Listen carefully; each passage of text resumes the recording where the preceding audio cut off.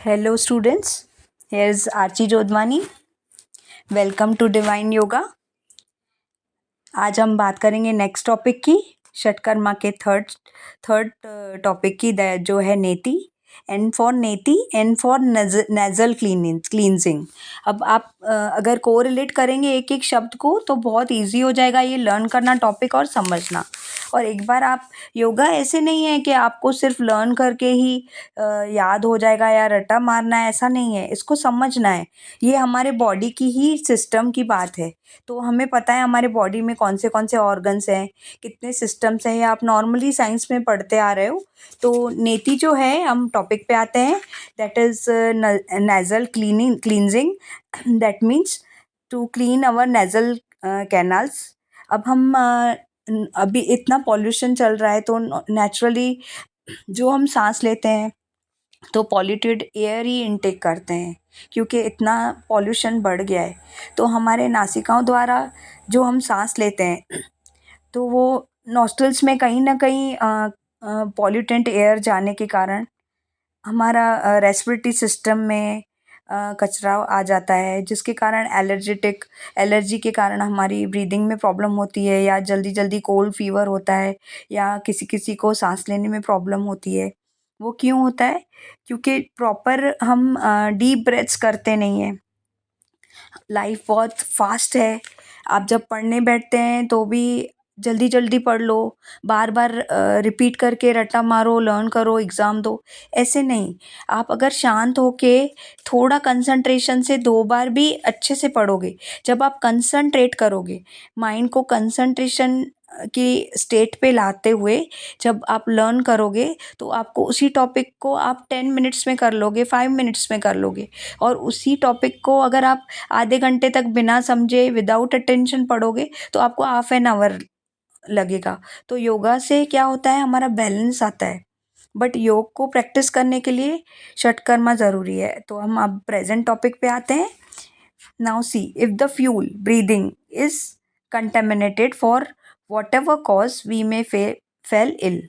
One of the main cause of irregular breathing could be dirty nostrils. अब हमारे नासिकाओं द्वारा जो सांस हम ले रहे हैं, तो अगर कंटेमिनेटेड एयर या किसी भी रीज़न के कारण हमारे नासिकाओं से जो सांस जा रही है वो प्योर नहीं जा रही है और भीतर तक क्लीन एयर हम नहीं ले रहे हैं, तो कहीं ना कहीं हमारे नॉस्ट्रल्स में कचरा आ जाता है। उस कचरे को क्लीन करने के लिए, प्योरीफाई करने के लिए नॉस्ट्रल्स को हम जल नेति का प्रैक्टिस करते हैं। अब जल नेति, जल जल यानी नॉर्मल, आपको सबको पता है जल यानी वाटर। जल नेति, जल नेति, तो water is a cleaning tool to remove the impurities of nostrils. पानी आपको पता ही है प्योरिफिकेशन का काम करता है। इस जल नेति के लिए हमें नेति पॉट चाहिए। देखो, अब शब्द को कोरिलेट करो, नेति एंड नेति पॉट। अगर हमें नेति करनी है तो नेति पॉट यूज़ करना है। और वाटर हमने जब षटक्रिया सेकंड की थी उसमें भी हमने वाटर का उपयोग किया था। तो वाटर तो क्लींजिंग फैक्टर, उसका जो भगवान ने वाटर एलिमेंट बनाया ही ऐसा है जो हर चीज़ को साफ़ करता है। तो हमारे बॉडी को भी प्योरीफाई करने के लिए वाटर बहुत नेसेसरी है। जैसे ही वाटर जो है वो जल नेति पॉट में लेते हैं, नॉर्मल कुनकुना पानी, उसको हम थोड़ी सी गर्दन ऐसे बेंड करके लेफ़्ट नॉस्ट्रिल से अगर हम उस पॉट को के पाइप को ऐसे लेफ़्ट नॉस्ट्रिल के द्वारा इनटेक करते हैं, लेकिन मुख खुला हुआ रहता है। और धीरे धीरे उस वाटर को under the effect of gravity it's expelled out through another nostril. हम लेफ़्ट नॉस्ट्रिल से अगर उस वाटर को इनटेक कर रहे हैं, वो राइट नॉस्ट्रिल से और मुख से खुद ही रिमूव होगा और वो इम्प्योरिटीज़ को नेज़ल पैसेज से रिमूव करता जाएगा। ये है जल नीति। आई होप आपको ये टॉपिक समझ में आया होगा। नेक्स्ट इज नीति के टू टाइप्स हैं, जल नीति एंड सूत्र नीति। अब हम सूत्र नीति की बात करते हैं। सूत्र यानी कोई भी हम टेक्निक, ये जो सूत्र नीति है इसमें हम कोई ना कोई इंस्ट्रूमेंट यूज़ करते हैं। जैसे हमने इन सूत्र नीति we the waxed cotton string, एक वेक्स्ड कॉटन स्ट्रिंग, कॉटन की स्ट्रिंग लेते हैं जो कि inserted into nose and then pulled out from the mouth, जो कि नासिका से भीतर लेते हुए हमें कंठ से, मुख से बाहर निकालनी है और उसका घर्षण करना है। दोनों एंड्स आप पिक्चर में देख सकते हैं, दोनों एंड्स को उन्होंने हाथ हाथ में पकड़ा हुआ है, एक लेफ्ट हैंड में, एक राइट हैंड में। तो उनका घर्षण करते हुए पूरे पैसेज को क्लीन करते हैं उस स्ट्रिंग के थ्रू, उसका मोशन करते हुए।